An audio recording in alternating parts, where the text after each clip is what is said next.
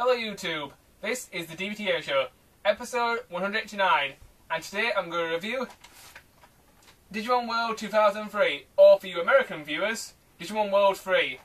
So without further delay, let's start this review. Digiport open!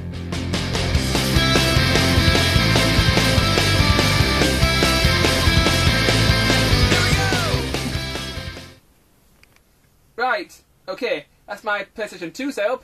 So let's start this review. Now, Digimon World 2003 is a game that I've been looking forward to reviewing for a long time because last year I was playing Final Fantasy X and the game sort of ruined my perspective of RPGs. And this game sort of got me out of the rut and maybe started liking him again. So I owe a lot of thanks to this game. Anyway, without further delay, let's look at my file.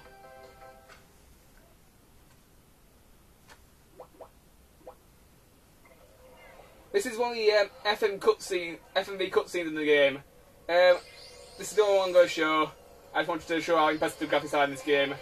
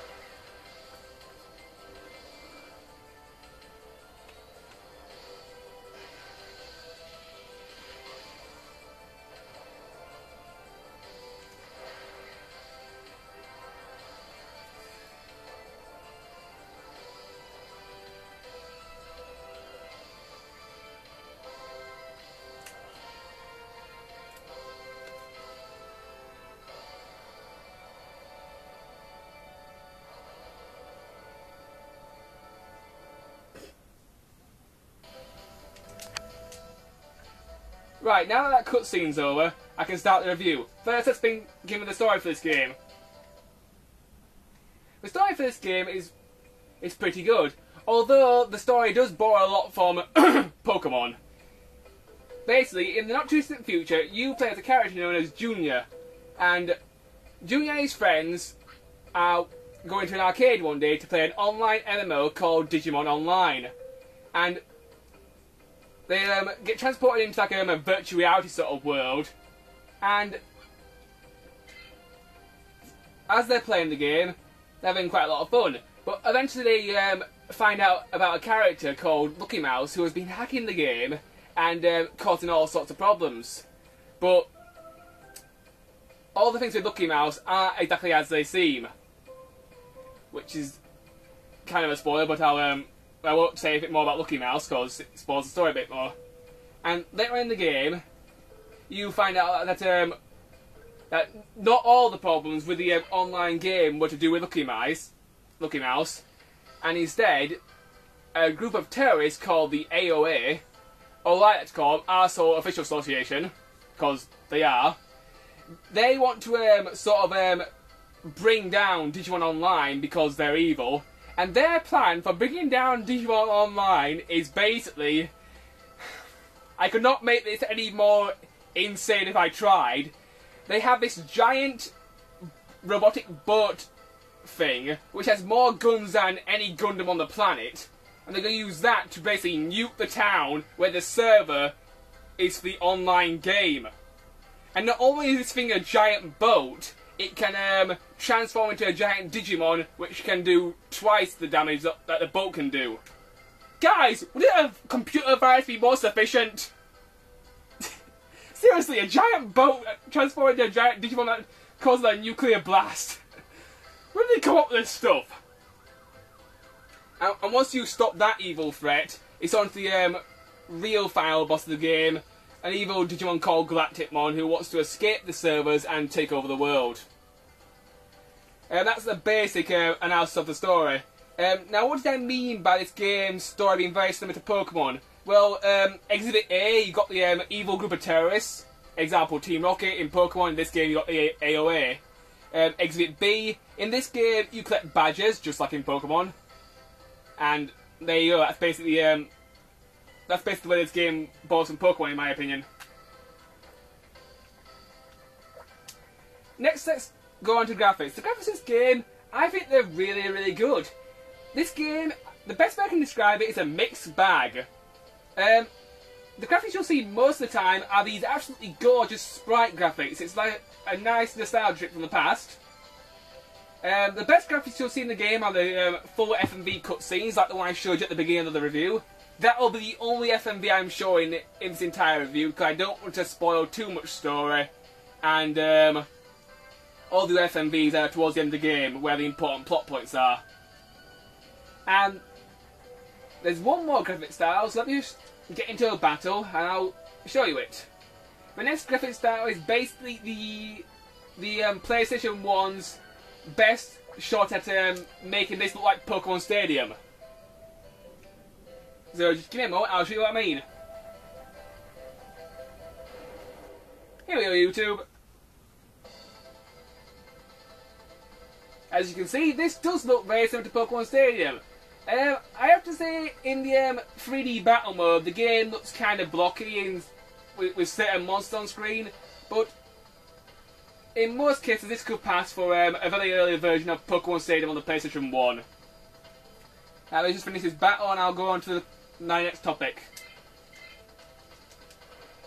I will show off more battles as the review goes on, but we'll get to that in a bit. Later on in the review I will explain the battle system and stuff. This is just for graphic purposes, really.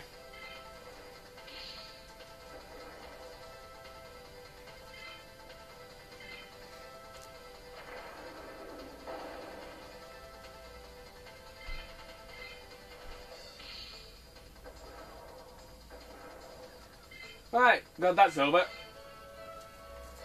Okay, next let's go to the controls for this game. The controls for this game are really, really good. They're very, very simple, and that's one of the best things about this game. Nothing is too complicated, everything's pretty simple and very easy to get to grips with. Most of the time you won't have to look at the manual for this game when you first start playing it. You pretty much know what you need to do if you've already played an RPG before. X talks to people. Circle cancels stuff. No, triangle cancels stuff, my mistake. Pause brings up your menu. Select does nothing. Arrows move you around, all left analog stick. L2 does nothing, R2 does nothing, L1 does nothing, R1 does nothing. And that's it. It's a very simple and easy to control game. Arguably this thing could be put on the DS. It's so simple. Music for this game. I think the music for this game is pretty good. Some of the tunes can get a little bit annoying, but most of the music is good and there's a nice range of tracks here. Gameplay for this game. The gameplay for this game is great. It's an RPG and this game is extremely long.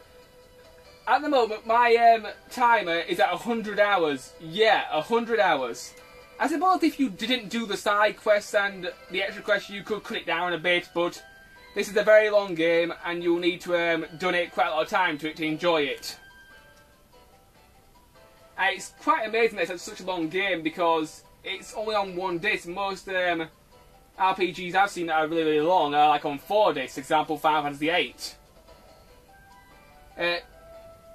Good stuff about this game. The good stuff about this game, well, I like the story. It was a bit insane with the whole I'm going to destroy the entire server with a giant boat. That made me laugh. The cutscenes for this game, I really liked them, especially the FMV ones. Game for this game. The game for this game is really, really good. really liked it. When you start the game, you get to pick your partner Digimon, of course, and you get 3 to start off with. There are 3 packs to choose from. You got the attack pack, which consists of Agumon, Renamon, and Monmon. The balance pack consists of Kotimon, Renamon, and Patamon. And the Manic pack consists of Kummon, Gyomon, and Patamon. I chose the Manic pack because the Manic pack, most of the Digimon in your party have very high MP and HP levels, and this is a very good thing. My second favourite pack would have to be the Balance pack because it's a nice balanced team. I didn't really like the Power pack because it's all well and good having a really powerful set of monsters, but it didn't really have any of my favourite monsters in it, and I wanted to pick some of my favourite monsters this game. There are other party members throughout the game. When you get your 3 Digimon, if you do some side quests, you can actually unlock the other party members and use them if you want to. Okay, next let's talk about shops. In every town in the game, there are a selection of shops. Okay, the first shop I want to talk about is the weapons shop. In here you can buy equipment for your Digimon, which will make them stronger. You've got weapons and armour, that sort of thing. One piece of equipment I didn't use in the weapons shop was the shields because I didn't really find much use to them. I prefer to have 2 weapons, one in each hand. There's also the item shop where you can buy potions and stuff like that.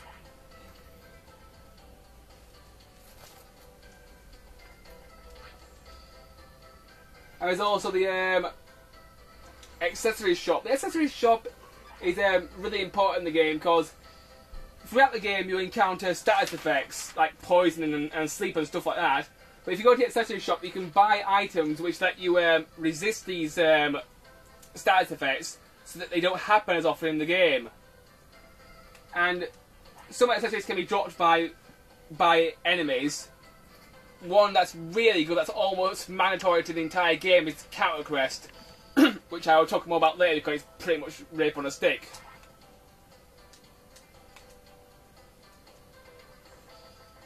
There are some other shops in the game, but I think you get the idea.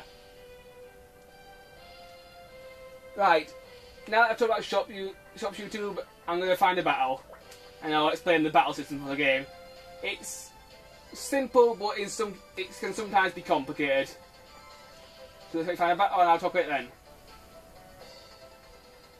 Right, YouTube, it took me a while, but I managed to find a new battle.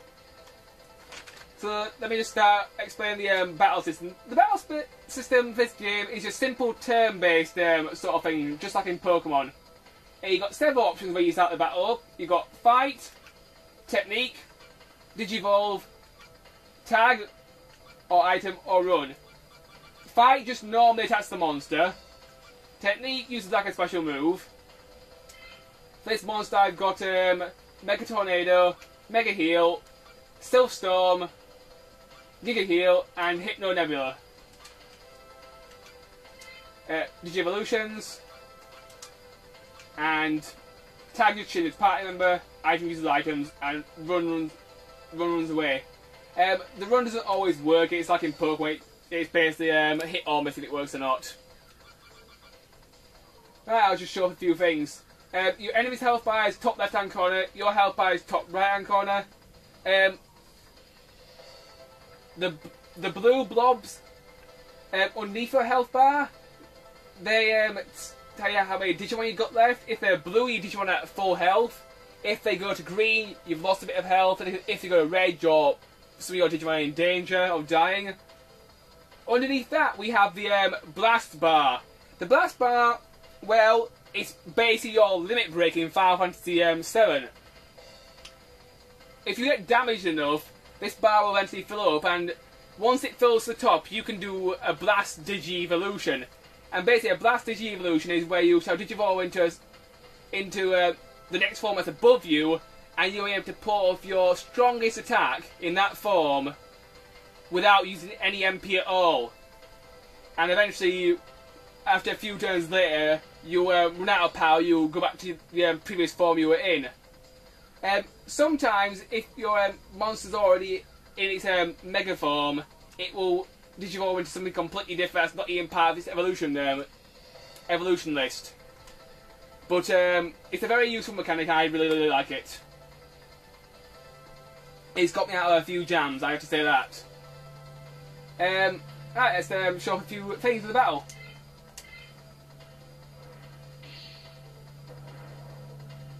That's your standard attack. Once this guy's finished his turn, I'll show off a technique. Right there I blocked. When you block, you will receive no damage. The way that blocking works is the higher your speed is, the more chance of it actually working. Right, I'm going to show off the technique Sylph Storm, which is one of my most powerful moves. It's basically a giant tornado of death. Some of the battle animations are used multiple times in the game. Some of them look impressive, some of them don't. Just depends which ones you're using.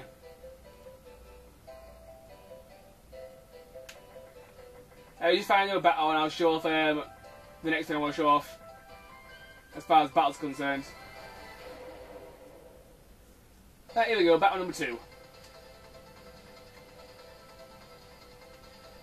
Right, the next thing I want to show off you two is the Digi-Evolution, so I'm going to Digivolve Seraphimon into Wargreymon. Here we go.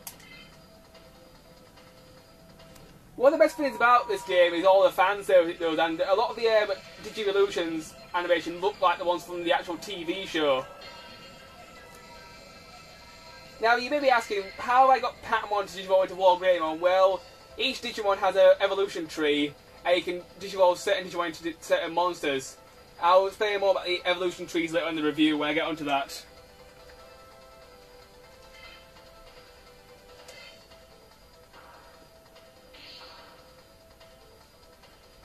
And also while you're in battle, you can pull off counter attacks if you have the counter crest, which is a very powerful accessory as I said earlier. The counter will activate if the enemy hits you with a physical attack and it will just work automatically. It's very useful against very hard bosses. I always actually killed a boss in 1-8 because that's how powerful the counter crest is. It basically takes their attack and sends it back at them with double the damage. Now I'm going to show off a DNA Digi-Evolution. I think you'll recognise this one. This one's Omnimon. This is one of the most powerful ones in the game. And this is a new piece of fan service. The DNA Digi-Evolution. Okay, it looks exactly like the one from the TV show. Now, DNA Digi-Evolution works a little bit differently to a normal evolution. It basically digivolves the two monsters together and you get to a massive special attack which does a lot of damage.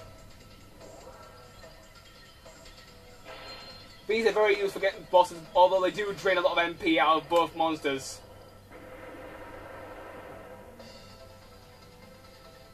When I was on the final bosses of this game, I found myself spamming those things just to kill the thing, because the thing had a ridiculous amount of health.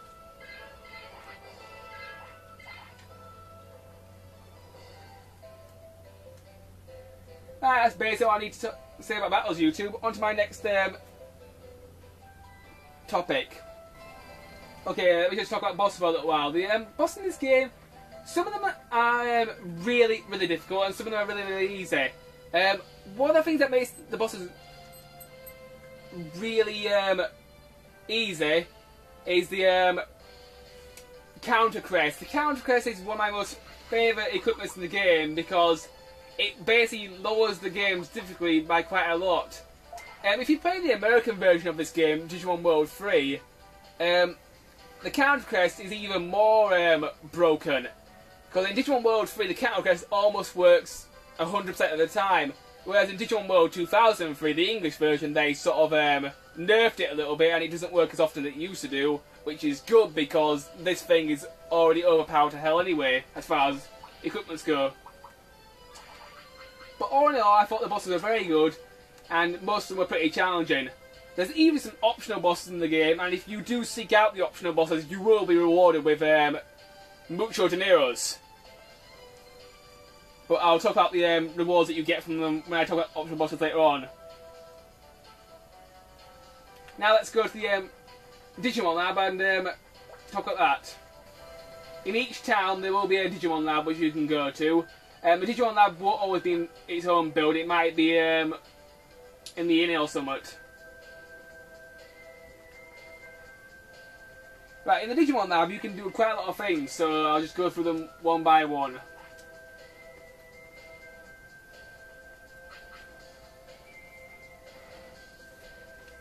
Right, in the Digimon Lab you can switch Digimon party members if you want to change up your team. I've unlocked all the party members in the game. Right, now that I've finished talking about how to switch Digimon in your party, now I'm going to talk about Digimon evolutions in the Digimon Lab. In the Digimon Lab, you can access your Digimon's evolution tree. Now, the way the evolution tree works is, each Digimon has different evolutions they can access, and to get different evolutions you must meet certain requirements. Example, let's say if I want to Digivolve Patamon into Angemon, he needs to grow to level 5. It's a very simple evolution, it's part of his original set. But let's say I want to evolve him into Greymon, I will need to increase his attack power and his fire element stat a lot. So, and the best way to find out about these evolution trees is to either go online and look at a strategy guide whilst you're playing the game, or number 2, buy a strategy guide, which is what I did because it's some of the guys online aren't exactly telling the truth all the time. Or just experiment. It's quite fun just to experiment and see what actually happens. For Patamon, I've unlocked quite a lot of Digimon for his evolution tree. I've got Angemon, Angewoman, Stingmon, Metal Greymon, War Greymon, Digitalmon, Magna Angemon, Greymon, Seraphimon and Hookmon. The evolution tree idea sort of makes up for the shortage of party members in this game. In this game, as I mentioned before, there are only 8 party members to start off with, and the game sort of limits you because you can only pick 3 of them at the start, depending on which pack you picked. And I think the evolution tree is a great idea because you can get monsters that you want without having to change party members, and sometimes you can get ones you didn't even know about. Because one of the things that irritated me about this game when I first started playing it, that there's no Terriermon as a party member. But as I played the game, I figured out that if I got Digitalmon and War Growlmon and DNA Digivolve together, I could get Mega Gardramon, which is Terriermon's strongest evolution. So it was like having a bit of Terriermon with me without having him as a party member. It didn't totally make up for it, but at least I had one of his evolutions at hand, and because it was a DNA Digivolve, it had a super attack which let me launch missiles and nuke the enemy and cause massive damage. That's always fun. Okay, now that I finished talking about the evolution trees, I'm going to talk about about loading techniques. In the Digimon Lab, you can load techniques from different evolutions into evolutions that are, as long as they're in the same Digimon. So let me just give you an example.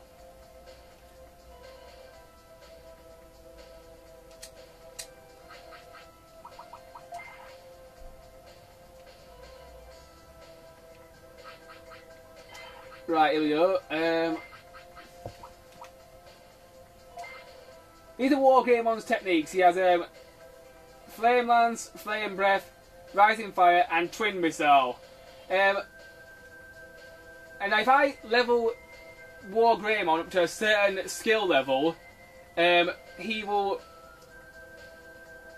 learn a new technique. And if you level it up even more, he'll gain the ability to load that technique. And when you can load a technique, you can load it into a different evolution as long as you're using the same Digimon with that evolution. And as long as that Digimon's equipped to your 3 slots, because you can have 3 evolutions equipped to each monster at a time. It's a little bit complicated, but it's a very good system and it works really well. So you can make some really interesting combinations up. Like with Patamon, I've got the this technique which puts monsters to sleep, and I've loaded it into all 3 of the evolutions because it's so useful. It's got me out of a few boss fight problems as well. Just put them to sleep and just kick their asses. So I thought the ability to load techniques was a really good mechanic. Now it's time to talk about the pause menu. There's a lot to cover here, so I'll just go for it briefly. First, you've got your items. Items are set into 2 different categories. You've got the standard items, which are used for healing your monsters. And you've got the important items, which are key to the game's story. They are your weapons, your armour, and your accessories. Throughout the game you can get lots of really good accessories. I'll just talk about a few of my favourites here. I really like the bit adapter. I got this from an optional boss actually. The bit adapter gets you more money when you defeat a battle. It's kind of like an amulet coin in Pokemon. Then you got the XP adapter. This is the same as the bit adapter, but instead of getting more money at the end of a battle, you get more experience points. This is really good for level grinding. And believe you me, there's a lot of level grind in this game. I'll talk about the level grind a little bit later on.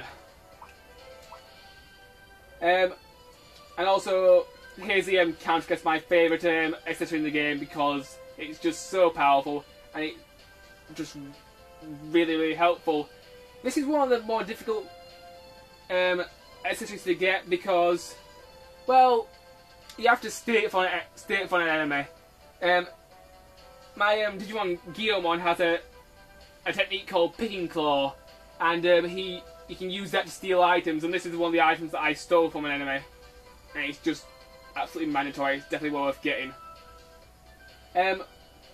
Other accessories which I found really useful was the prayer ring. The prayer ring is really good because it stops you from dying as often. It resists the KO status, so let's say if you get hit by a really big attack, sometimes your Digimon will survive with 1 HP. It's basically like guts. You just sort of you can withstand a really big hit sometimes. It helps a lot. Awakening Ring protects you from sleep for a while. Antidote protects you from poison. Revive Ring protects you from paralysis.